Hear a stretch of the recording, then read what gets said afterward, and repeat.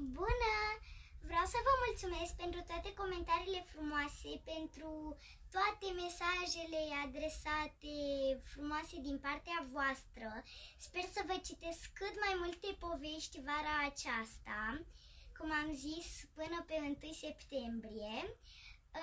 Și astăzi am vrut să citesc pentru voi Frumoasa și Bestia. A fost odată ca niciodată un negustor bogat care avea o fată atât de frumoasă încât toți îi spuneau Bela. Dar bietul om își pierdu dintr-o dată toate bogățiile.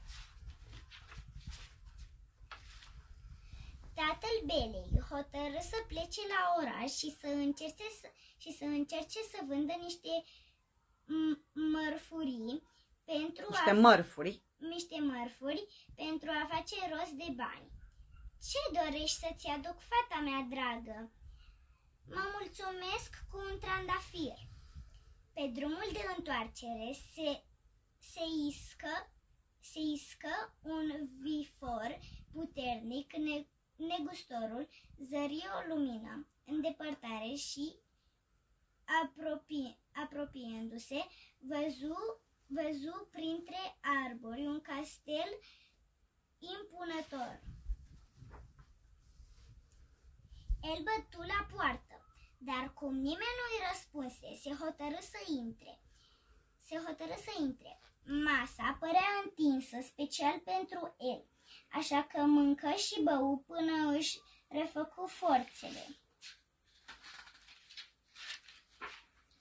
În dimineața următoare își aminti de Bel. Își rupse un trandafir din grădina castelului. În acel moment auzi în spatele său un răget înfricoșător.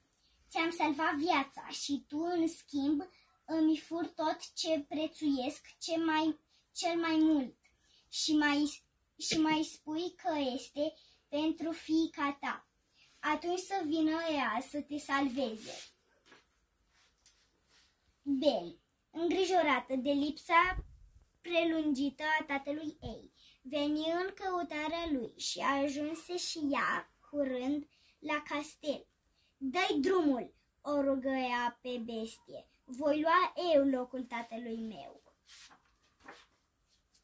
Bestia acceptă propunerea fetei și îi oferi Belei un adevărat festin.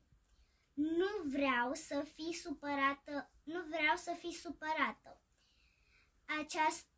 Aceasta este casa ta și tot ce este în castelul meu este al tău. În spatele urățenii bestiei se ascundea o inimă mare. Zi după zi, Bel descoperea bunătatea bestiei, dar curând sosi o scrisoare pentru ea, prin care era anunțată că tatăl ei era foarte bolnav. Bel vorbi cu bestia și îi ceru voie să meargă să-și viziteze tatăl. Mă voi întoarce într-o săptămână.